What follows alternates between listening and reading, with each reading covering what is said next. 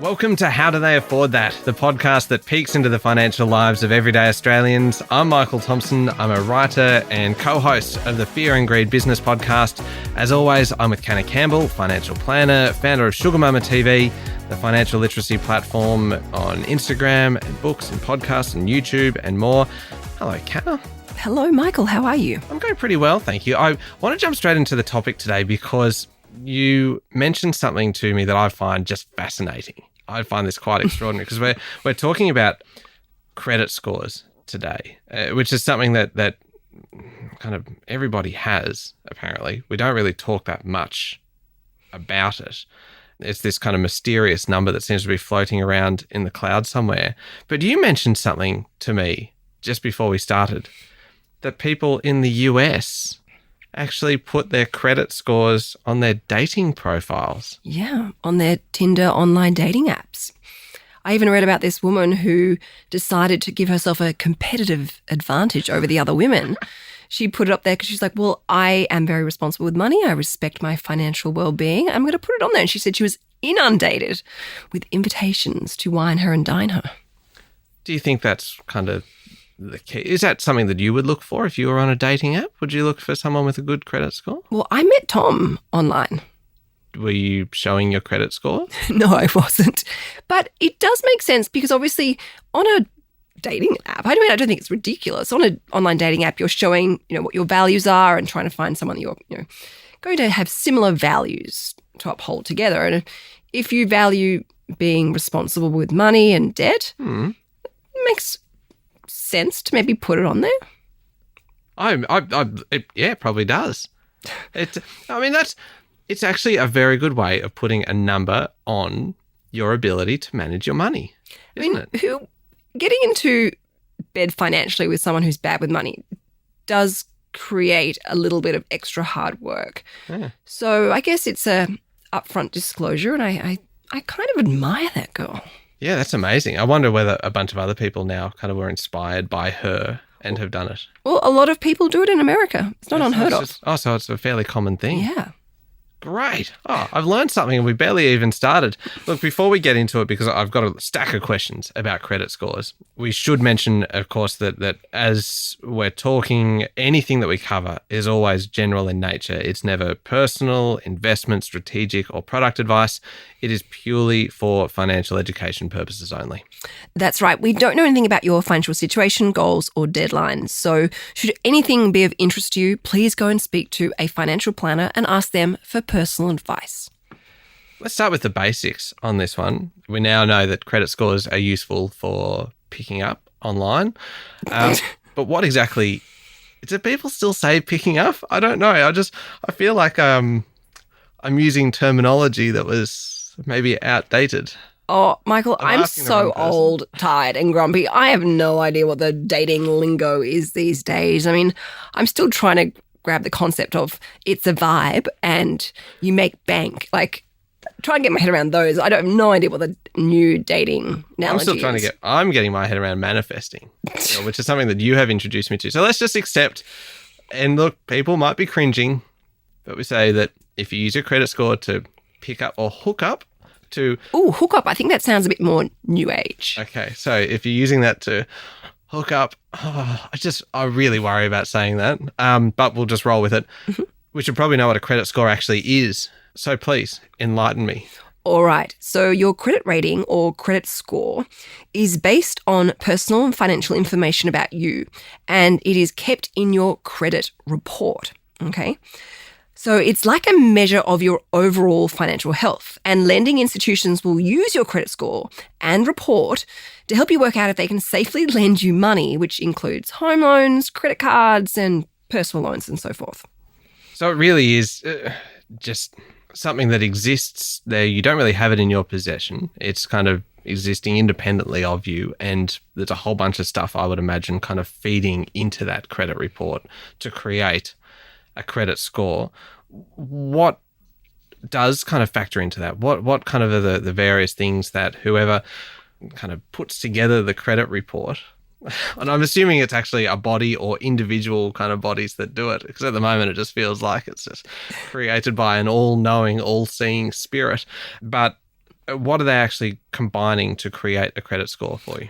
Look, lots of different things. So your payment history, the total amount of debt that you might have in your life, how long you've been carrying that debt, the different types of debt. So, for example, you might have a home loan, but you also may have a car lease, and you also may have a couple of credit cards.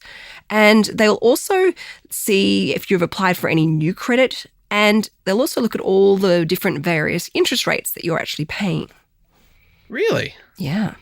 Why would it need to know what interest rates you're paying? Because you can then see your serviceability of those loans. If you've got, say, an interest rate on one loan of, say, something like 17%, say a credit card, they need to know that you can afford to service that 17%. So that's really important. So it's more than really just a score. It's more than just a number in the end. It's all these bits and pieces that show not just how much you owe, but then your ongoing liability for any of those kind of potential debts.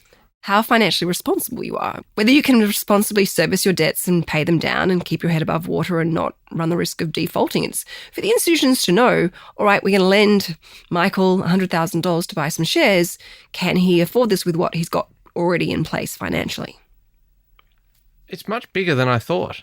I don't know why, but I think I had thought it was just that number, that it was just a number that you had that basically could be knocked down if you say missed repayments, but that if you didn't, then you would end up with a fairly high number, and it was just kind of then how reliable you were. But really, it takes into account then the total amount that you owe and the interest rates that you're paying and kind of a whole bunch of different factors, and the number is just really the end result. Exactly. It's like your school report card, and after all the teachers have submitted their test results of English, maths, geography, history, and so forth, how all those sort of numbers add up. And the end of the school year, there you get that number from the headmistress or headmaster. Why is it important then? Like, what's it actually used for? Is it just when you are having a loan assessed, essentially, that kind of thing? Well, that's actually a great question, because it's not until people start looking at borrowing money they start hearing the word credit score and credit report. But it's worth knowing because you might be able to negotiate a better deal on your home loan or your car loan or your personal loan. But if you've also been knocked back for a loan, you can actually potentially work out why you were knocked back and then look to try and fix it. So it's definitely something we should all jump on and find out what our credit score really is. So that's interesting, though, that because we've talked in the past about negotiating a better rate from your bank for your home loan, that the credit score is actually something that you could hold up to them and say, look at this. I am a safe bet. I am an A+ debt student or debt paying down student, which is probably not the catchiest way to describe yourself. An A+ debt paying down student. There's probably better ways to say that. A+ mortgage reduction student. Or just, I'm a safe bet. Okay, sorry. Yeah, let's agree that is a more effective way of saying it. That will probably cut through and not have the person from the bank hanging up on you because they just tuned out while you were trying to get that long title out. But look, it's something to have up your sleeve. If you're one of those people who is looking to refinance your home loan and is calling up your bank to say, give me a better deal, knowing that you've got a really strong credit report and a credit score is worth firing at them to see if they can look at giving you a much better deal. It's a very valuable tool. And look, that might save you a quarter of a basis point off your home loan. That could end up being tens of thousands of dollars in savings. And it literally takes a couple of minutes to find out. How can you actually check your credit score? All right. So it literally takes a couple of minutes and it's free. I did mine actually through Clear Score, and I had to enter in my passport or my driver's license. And it was actually quite confronting because all of a sudden there was my whole entire financial liabilities right in front of me. I knew exactly how much I owed, to which institution I owed money to. And I was like, wow, they really do have everything about you. And it gave me a score, which is, I believe, out of 1,000. And it gave me a rating, which was soaring high. And it gave me also, which I thought was really interesting, was an average score for everyone else and an average score for my state. So it gave me a point of comparison, which I don't necessarily think is great, but it was interesting to see what other people land on. And they were, I think, 100 points less than what I was sitting on. Wow. Yeah. Well, I'm going to see just how easy it is. I've started the process while we are talking here, and I'll see whether I can get this completed in the next couple of minutes and see what my credit score is by the end of this episode. So what's considered kind of good? What's considered bad in that? If you say 1,000 is outstanding, yeah. And I can't imagine anyone would get 1,000, but how's the scale kind of work? Is 500 and anything below considered a bad rating? Anything above 500 means that you are more likely to get a loan? Kind of just to put it into a bit of perspective. Look, various agencies have different scores, but generally speaking, it's out of 1,000. And a score of, say, 3 to 500 is considered fair. A score of 5 to 700 is considered good. A score of 700 to 800 is very good, and 800 to 1,000 is considered excellent. Wow. That actually allows a lot more kind of leeway than I was expecting. I was expecting kind of needed to be kind of higher up. Do we actually need one? Do we actually need a credit score? Because you kind of hear some references to it about the fact that this is good to build up a good kind of credit score and the bank will need that. Is having a good credit score better than having no credit score at all? Yes. Look, not having a credit score isn't necessarily a bad thing, but you do create a rod for your own back because it can potentially prevent you from qualifying for a home loan or a credit card or, renting a car or sometimes even mobile phone plans and internet plans. But that doesn't mean you need to then go out and create a whole pile of debt in your life to start building a credit score. But you need to start establishing a good record with credit-related products to show that you can responsibly handle debt, manage debt, and pay debt down so that you can start building up a score. And the other thing that a lot of people don't realize is when you do check your credit score, it's quite an eye-opening insight because you can see if you've ever been a victim of identity theft. Oh. Yeah.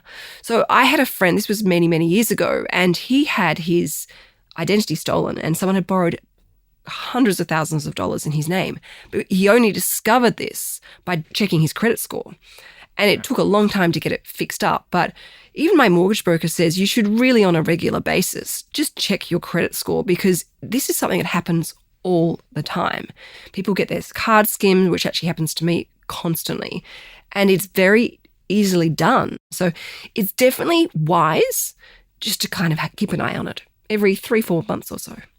Okay, I think we'll come back in a moment because I've got a few questions I want to ask you about what to do if you have a bad rating, kind of the ways that you can actually try and build that back up again if you need to be going for a loan. And actually, while we're taking a quick break, why not just jump on and start the process of checking your credit score? That way you'll know whether this next part is relevant to you, and hopefully I will have my rating through very shortly. We'll be back in a moment.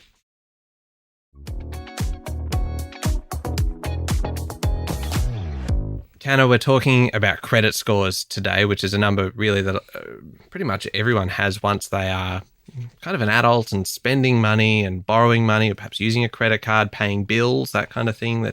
Do bills count? Like if you miss, say, your rates or your power bill or something like that and you have a debt there, would that count towards your credit score?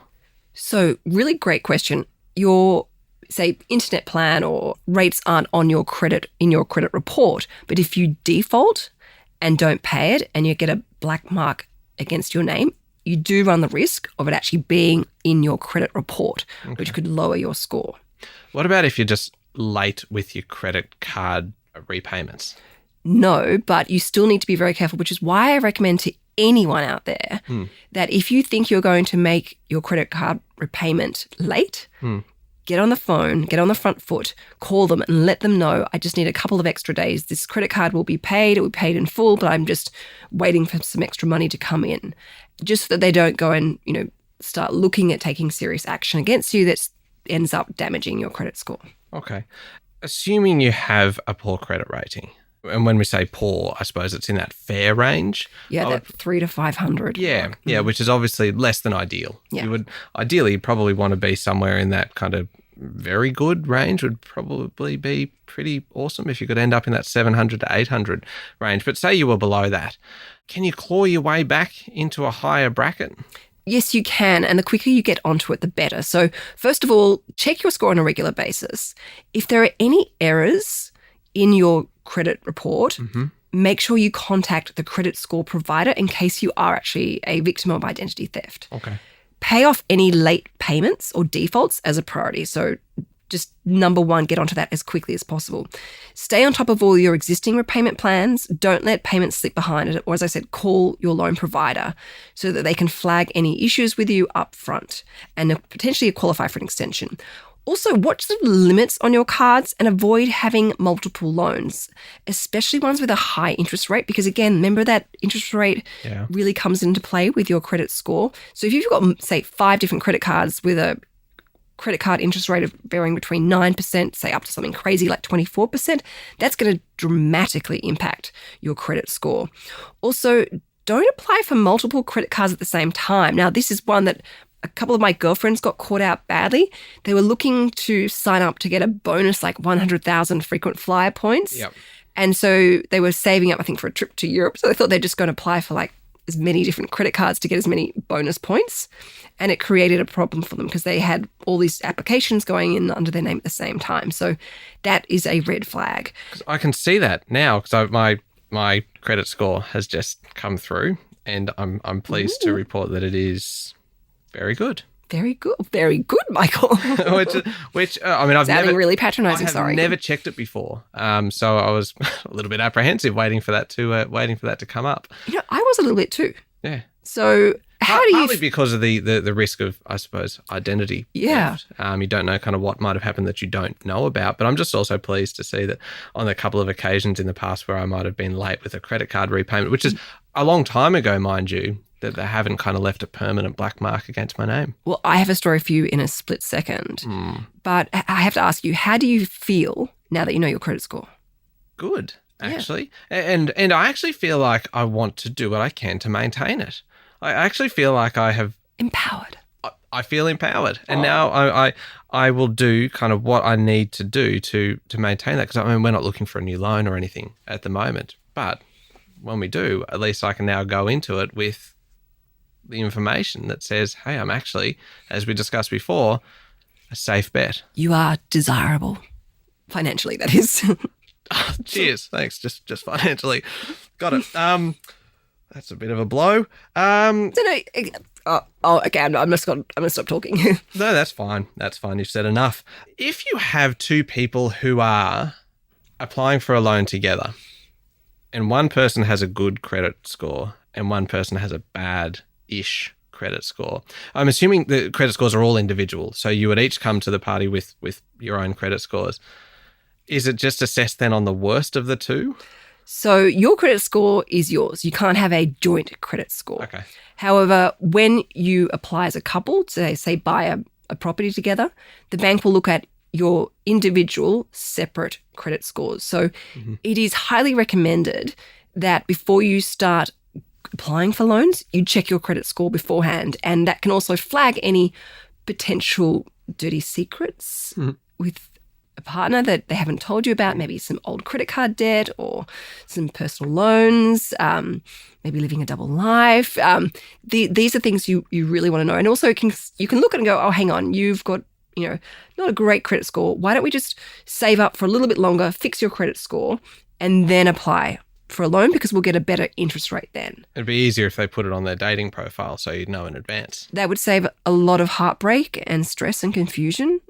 And so in terms of then fixing that credit score, I think I kind of sidetracked you before. The ways to try and kind of fix that is really just making sure you are paying those debts that you have, kind of not taking out too many credit cards all at the same time, because looking at this screen here and seeing my credit score, it actually has a little part down the bottom where it says in the last 2 years, how many new kind of credit products have you applied for?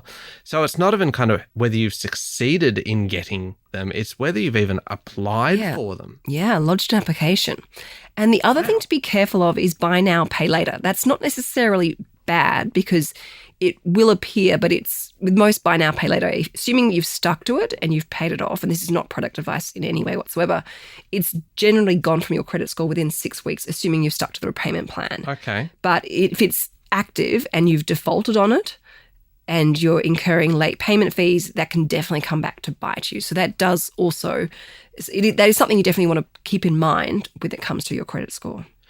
I don't know whether you're going to be able to answer this one, but if you're running a business, if you say have a small business, can the activities of the business affect your personal credit score if you are kind of intertwined? Say a sole trader whose kind of identity is kind of financial identity is fairly well kind of intertwined with the business.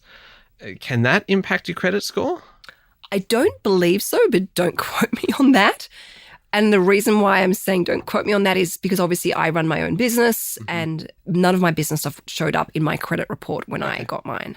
However, the other thing I should also mention about your partner and your credit score with your partner is it's worth seeing what money is outstanding. So Tom and I, about 4 years ago, were looking to buy a home together. And out of the blue, we found the perfect home. We had a pre-approved loan in place, but it had just expired. So we had to do the whole new loan application. Anyway, we're getting ready to put our offer in and Tom's got knocked back. And the mortgage broker called me. He's like, something's really wrong with Tom's credit report. Like we can't work out what it is, but it's got a black mark against his name essentially. Ooh. And so Tom and I are pulling our hair out going, what's going on? Like, what if you're living a double life? What's going on? You would instantly start to suspect that he has got some dark secrets. Panicking. And we had to make an offer on this house. Yeah. The agent's putting pressure on us to get the check on his desk by close of business that day. Like, Tom and I are in panic mode. Agents are very good at that. They are very good. No names mentioned. But we eventually got to the bottom of it after basically about 4 people helping us work out what was going wrong. He had a very old credit card that had something like 52 cents owing on it. And he's like, I paid that off years and years ago, but what had happened was a teeny tiny bit of interest that had rolled forward just after he had paid it off. And he had no idea about it. And the credit card company never contacted him to say, hey, you still actually owe 52 cents. That almost stopped us from buying this home and would have meant we missed out. So it's definitely worthwhile. It was unbelievable. And we all burst out laughing when we finally got to it. And thank goodness we got the house. But we were sweating. That's terrifying. That something like that, something so small, so seemingly insignificant, could actually make a pretty hefty black mark against your name on your credit score. Exactly. And, this is why you have a great mortgage broker, because he was then able to explain to the bank at the time, look, it was only this amount, this is the situation, and was able to have a human-to-human conversation so that we got our loan approved. Doesn't that make a difference? When you actually have almost that flexibility, that understanding, and you can actually talk to your bank and they will understand that, hey, it's 52 cents. It's been repaid now. You're probably still to use the phrase that I coined earlier, a safe bet. Well, I did try and check Tom's credit score and they couldn't find him in the system. So he could still have a double life. He could have a double life. He does travel a lot for work in Melbourne. Does he listen to this podcast? Occasionally. Because wouldn't that be a fun episode that we attempt to unravel Tom's hidden past? Expose Tom. Let's do it. There's a lot of dirt on Tom. I really would actually be worried about what we would uncover. Well, I think we have to do it now, don't we? All right, look, I think we've pretty much covered everything about credit scores. I know a heck of a lot more now than I did 20 minutes ago. And especially now that I've actually gone through the process and seen how easy it is to check it for myself. So really the credit score, and I think the mistake I was making was thinking that it was just that number, that it was just a number that was used to determine whether or not you were good for the money, whether you were actually going to be able to make your repayments. But really, it is combining a whole lot of information, including loans that you've got, including credit cards, even kind of phone and internet plans in certain circumstances, and your full kind of payment history and the debt that you might have, all of these bits and pieces and new kind of credit that you might have applied for, that they all get combined into this score and into this report that indicates whether or not you are essentially a good person for a bank or another institution to loan money to. It's important, obviously, because if you are applying for a new loan or if you're trying to negotiate a better deal, it is something that the bank will be looking at to make sure that you are kind of who you say you are financially. You do need, as we discussed, you do need a credit score if you're going to be operating in this space, if you're going to be buying a house, if you're borrowing money for a car or to invest or anything along those lines that you will actually need it. It's probably preferable to not having a credit score at all. And you can check it quite easily. You can get a free credit report using a bunch of kind of online operators. And that if you have a poor credit rating or one that's not quite as good as you would like it to be, one of the main things to do is just keep checking it. Keep checking it so that you actually got some visibility over it. If you kind of see any errors, follow those up. Make a priority of yours paying off any kind of late payments and stay on top of repayments. Watch the limit on your cards. Avoid having multiple loans and multiple credit cards and multiple applications for credit cards and loans at the same time. And that buy now, pay later, just again, keep on top of the repayments and don't let things get out of control. And once you've got a good score, maintain it by doing all of those things at all times. Really, is that the easiest way to do it? That it's just kind of common sense maintaining a good credit score. Exactly. And look, to get ahead financially today, quite often it needs to be able to access credit. If you've got credit, you tend to have more options. Doesn't mean you jump into a whole pile of credit card debt, but that's quite often credit is how we build wealth over the long run. All right. If anybody wants more information or wants to see what else you do, where can they find you? I highly recommend subscribing to Sugar Mama's Fireplay podcast, which is published every Monday morning. And then I'm on Instagram at Sugar Mama TV, where I provide you with all the links to all of my content, including this one, the moment it goes live. And you can hear me every day with Sean Aylmer on Fear and Greed, Australia's most popular business news podcast. And you can also buy my novel, How to Be Remembered, which is basically anywhere you buy books. It's out at the moment. Thank you very much for listening to How Do They Afford That? Remember to hit follow on the podcast. If you haven't left us a review yet, please make today the day you do that. Next time, we are talking about HEX debt and the debt that a lot of students are left with after they finished university. There is a lot of talk about this at the moment. It is becoming a very, very big topic, and we will dive into that one next time. Don't miss it.